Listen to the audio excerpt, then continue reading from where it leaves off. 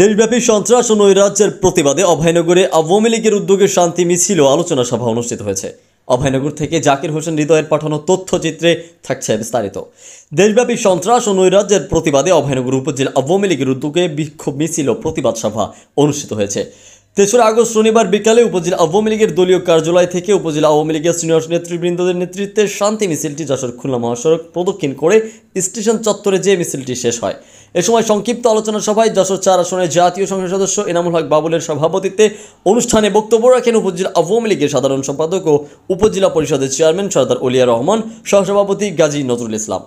এছাড়া উপস্থিত ছিলেন উপজেলা পরিষদের ভাইস চেয়ারম্যান আখতারুজ্জামান তারু, সহসভাপতি ও ইউপি চেয়ারম্যান সানা আব্দুল মান্নান, কোষাধ্যক্ষ আনিসুর রহমান মিন্টু, সাংগঠনিক সম্পাদক মোল্লা আনওয়ার হোসেন, আইন বিষয়ক সম্পাদক অ্যাডভোকেট কবির হোসেন জনি, দপ্তর সম্পাদক জহিরুল ইসলাম লিখন, সহ দপ্তর সম্পাদক আলমগীর মিনা, আওয়ামী লীগ নেতা ফারুক হোসেন, সাবেক চেয়ারম্যান কামাল হোসেন, বাজার কমিটির সাধারণ সম্পাদক জাহাঙ্গীর আলম, উপজেলা স্বেচ্ছাসেবক লীগ সাধারণ সম্পাদক শফিক কামাল সহ উপজেলা ও ইউনিয়ন আওয়ামী লীগের নেতৃবৃন্দ উপস্থিত ছিলেন।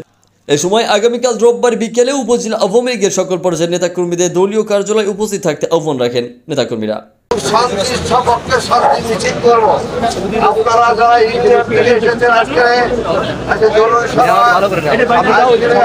আগামীকাল সকালে আপনাদের আসতেও চলবে। বিকালবেলায় আগামীকাল প্রতিটা ইউনিয়ন আওয়ামী লীগের যেসব নেতৃবৃন্দ আছেন, সভাপতি সম্পাদক সহ সকল সহযোগী সংগঠন, আপনারা ব্যাপক আকারে আগামীকাল বিকাল 4টায় আপনারা আসবেন এবং মানুষের ভালো মানুষের পক্ষে। আমরা দুর্বৃত্তদের পক্ষে না, আমরা রাজাকারদের পক্ষে না। আগামীকাল বিকেলে ইনশাল্লাহ দেখা হবে। এই আহ্বান জানিয়ে শেষ করছি। খুদা হাফেজ। জয় বাংলা।